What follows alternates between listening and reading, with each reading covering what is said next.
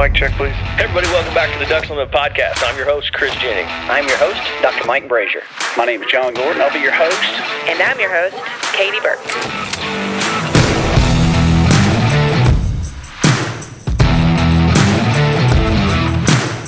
Welcome to the Ducks Unlimited podcast, the only podcast about all things waterfowl.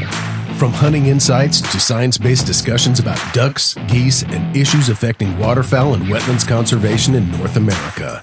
The DU Podcast, sponsored by Purina Pro Plan, the official performance dog food of Ducks Unlimited.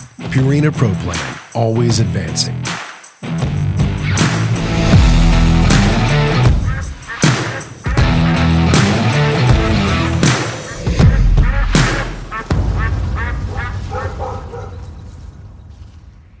As our thanks to you for tuning in today, we have a special narrative episode plucked from the November-December 2007 issue of DU Magazine. We really hope you enjoy it. The Duck Blind Intervention. A hunting partner's idiosyncrasies can force a waterfowler to take bold and desperate action. A story by Doug Larson. Narrated by Tom Gallagher.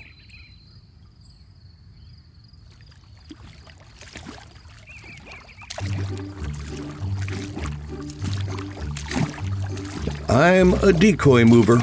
If things are slow, I have to shuffle the spread around. I'll jump in the boat to tweak the diver rig and wait among the puddle duck decoys if it seems the wind might change. Trouble is, I am compulsive about it. So much so that some of my hunting partners find it a terribly annoying habit. And by the fourth or fifth move, they abandon the charade of imploring me to remain seated while someone pretends to see ducks, and they simply beg me to leave the decoys alone. I tell you this because choosing the right hunting partner is one of life's important decisions. You'll share the most precious days of the year with this person. So if you don't like to see the spread move around a lot, a hunting partner with my proclivity for decoy meddling might make you a little crazy. While we all have idiosyncrasies, most annoying habits are not deal breakers when it comes to a hunting partner who is otherwise a sterling companion. But within the confines of a well-brushed duck blind, some annoyances can push beyond idiosyncrasy into the realm of indiscretion. Just as there are speed limits, there are limits to what duck hunters can sanely tolerate. And most of us have hunted with someone who ignores the pleadings of his hunting partners and boldly stomps on the gas. Before there's an ugly crash, you must intervene or leap from the vehicle and find a new hunting partner. So that you might better navigate this dark and twisty road, I've compiled a few notes on the duck blind transgressors I've known or heard about over the years, along with suggestions, some subtle and some not, on how to deal with their particular brand of aggravation. Younger folks may not remember the peace and tranquility to be found in a duck blind before the era of the portable cellular phones. But there was a time when out of communication in a duck blind meant just that. If you needed to talk to your wife or to the office, you dropped a dime in a payphone on the way home. And not anymore. I once hunted with a business acquaintance who introduced me to a guy, we'll call him Reggie Ringtone. Always prepared, Reggie kept his cell phone in the pocket of his hunting coat. While Reggie loved to hunt, he could not bear to be out of touch. First, he had to change his voicemail message. Then he called the office every few minutes to check in with his secretary. Next, he called his wife to see if the package he was expecting had arrived. And as a final indignity, we were made to wait quietly while he traded shares of Widgets R Us on the Birmingham Exchange. Sadly, while Reggie carried on via cell phone, there was no esprit de corps in the blind. It was as if we were sharing some sad outdoor waiting room, and not wanting to be rude, we didn't feel we should interrupt him, although we most certainly did whenever ducks were inbound. As we hunkered down and prepared to call to working birds, Reggie would tell his secretary in a loud whisper that he would have to call her right back, and he would stuff the phone in a pocket. Even if the ducks didn't decoy for a few sweet moments, we could relax, maybe pour another cup of coffee, or scratch the dog's ears until Reggie's phone would ring again. Except it didn't really ring. Reggie's phone had a special surprise in store. It played songs. Baba O'Reilly, or Volare, blared through a tinny speaker at a volume that was not conducive to effective duck hunting.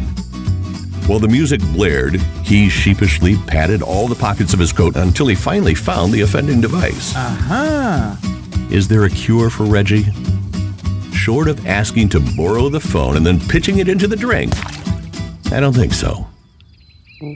Should you ever find yourself saddled with a hunting partner like Reggie, probably your best defense, and certainly an ironic one, is simply to wait until the next time he calls to go hunting, and then choose not to answer your own cell phone. Caller ID is one of life's great equalizers. Another friend told me about a guy who, sadly, was a duck call junkie. We'll call him Hiram Highball. He always had a new call on his lanyard, and each one was made from a material more exotic than the next. He had a call milled from the plastic fenders of a Japanese bullet train, and another turned on the very same lathe that was used to make the legs for Rutherford B. Hayes' nightstand. But Hiram had to tell you these fascinating details about his duck calls in the truck, because the on switch for his duck calls was his bottom. As soon as his backside made contact with the boat seat, Hiram began his serenade. Ducks in the sky or no ducks in the sky, it mattered not. Whether the hunt lasted 30 minutes or 3 hours, he never let up. Being a polite sort, my friend grinned and endured his calling for a time.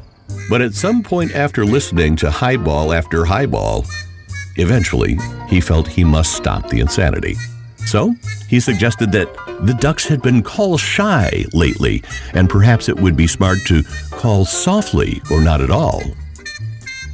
Now, some hunters would have taken the hint, but Hiram had confidence in his craft. My friend hardly had the suggestion out of his mouth when Hiram reached under his coat and brought out his soft-tuned call. In the limited time he had, which is to say, long enough to draw another deep breath, he explained that this call incorporated a reed made from the special polymers sliced from one of Peekaboo Street's racing skis. Sure, it sounded okay, but Hiram's calling was like most Thanksgiving dinners. Even if the food is good, there is always too much of it. So how did my friend handle a blowhard like Hiram? Earplugs for starters, but let's face it, what he really wanted was to run all of Hiram's duck tutors through a wood chipper. Failing that opportunity, he decided, as they say, to kill Hiram's calling with kindness. When my friend pulled up in front of Hiram's garage in the early morning hours before their next hunt, he immediately informed him that they were dangerously behind schedule and then handed him a gift, a plastic container of leftovers from last night's excellent roast goose with mushroom gravy. All right. As Hiram scurried off to the kitchen to refrigerate his prize, my friend knew he had to act with great haste. With the precision and swiftness of a master spy, he removed the call-laden lanyard from Hiram's blind bag and slipped it onto the wall hook underneath a rain parka. When the great caller returned, he hurriedly gathered up his gear without looking inside the blind bag and then wondered all day in glorious silence how he ever could have left his duck calls at home. Another fellow you may have run into at some time during your hunting career is Quentin Quickdraw. Quentin hunted geese with some friends of mine who had a pit blind in a harvested cornfield. But Quentin had a terrible time waiting until the geese were close enough to shoot, or until someone pronounced it was time to do so. In fact, he was usually the one who yelled, "Take 'em!" which he did with one hand on his shotgun and another pressing firmly down on a hunting partner's shoulder. Come on! These antics generally allowed him to kill a goose or two before anyone else in the pit could get off a shot. But such behavior, as all well-mannered waterfowlers know, is frowned on in virtually every goose pit on the continent. One day, the other pit residents reached a boiling point. That morning, Quentin had jumped up early on the first flock of the day. He killed 2 geese before his partners even had a chance to snug down their caps. Yes! The men had finally had enough. They waited until Quentin took a moment to root around in his blind bag for more shells and then told him to freeze. At that instant, Quentin was locked in a pose very similar to the emergency crash position taught by the airlines. The other hunters then began to call to an imaginary flock of geese, while Quentin remained motionless near the floor. After some theatrics coupled with extensive play-by-play account of the imaginary geese leaving the field and then being called back to the decoys, somebody yelled, "Take 'em!" Quentin went from crouching tiger to springing dragon. He was so wound up he almost leapt out of the pit, only to find the sun shining brightly and the sky void of geese. His partners laughed so hard that for a long while after that little episode, Quentin waited for someone else to shoot first, just in case. You may have bumped into the next guy, whom we'll call Harry Canine. Harry was a neighbor of mine several years ago until his job took him out of state. Nice guy, but this poor man had one of the most high-strung duck dogs I've ever seen. And while Harry loved that dog as much as anyone ever loved a hunting dog, he was just not able to see its faults. Very simply, every time Harry's dog accompanied us on a duck hunt, we returned home with empty game straps. For starters, you dare not let the animal off his leash, or you would be searching for him for the rest of the day. And if you succeeded in getting him to the duck blind in the first place, then you'd wished he had run off. The dog could not sit still. He was like a giant Muppet with a jet engine. He was everywhere. On a typical morning with Harry and his canine, our first flock of ducks would lock up just after shooting time and then flare wildly. The second flock, and all the subsequent flocks, would follow that same flight plan, because Harry's crazy dog would be running sprints through the spread with one of my decoys in his mouth. But he'd not simply be admiring the craftsmanship of the decoy. With his eyes rolled back in his head, he would toss the decoy in the air and then, while growling, chew on it as he rampaged through the spread. By the time Harry corralled his animal, the morning flight would be over. So for the rest of the hunt, I would entertain myself by watching the beast chew through the leashes or dig giant holes. And when he finally tired of running, chewing, and digging, he spent his downtime eating my lunch and the container it came in. I don't know if this animal was actually a competent retriever of ducks, because he never gave us a chance to find out. There seemed no cure for the dog, but I liked Harry and devised a plan so that we might actually shoot a few ducks together. One afternoon, I called Harry, and when his wife answered the phone, I made some small talk and then told her a little white lie about a rumor of burglaries in the neighborhood. I downplayed it, telling her it was just amateur stuff, but unsettling nevertheless. Several days later, when I called Harry to set up a hunt for the next morning, I suggested in my best television detective voice that with rumors of a cat burglar about, perhaps we should leave his dog at home to guard his wife and belongings. Harry's wife, it seems, had mentioned something along those same lines just the other day, and of course, he had no choice but to agree. The next morning, 3 things happened that Harry and I had never experienced while hunting together. First, we shot some ducks. Second, we had an enjoyable time. And third, I ate my lunch. Will You Gimme was another guy who desperately needed an intervention. Will never had any of the things he was supposed to have to go duck hunting. He was forever borrowing basic items like shotgun shells, a cup of coffee, or an extra pair of warm socks.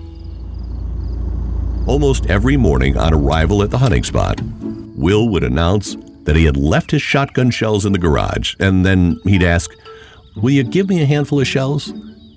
"Sure," I'd say, as I handed over enough duck loads for the morning. Later, as conditions or leaky hip boots would dictate, I'd also have to hand over socks, snacks, a cup, a game strap, or whatever else Will needed. While I certainly believe in helping a friend in need, it is quite a different kettle of fish to finance a serial moocher. So early one morning, with the boat in the bed of my truck, I picked up Will to hunt a big slew of puddle ducks. But on the way, I pulled the truck into Archie's all-night market. I had prepared a list for Will and instructed him to go in and buy everything on it, including a box of duck loads, a pair of socks, several candy bars, and some gloves. he scrambled out of the truck, and as he entered the store, I pulled away and went hunting, leaving Will to wander the aisles. I had previously spoken to Archie about my plan, and he had agreed to give Will a ride home after letting him cool his heels. Will was pretty hot for a couple of days, but now when we hunt together, he always brings everything he needs. But to be honest, Will had the last laugh. Just the other day, when I announced for the 4th time that I was going to get out of the boat and move some decoys that didn't look quite right to me, Will strangely offered no reply. He just sat quietly as I waded toward the decoys.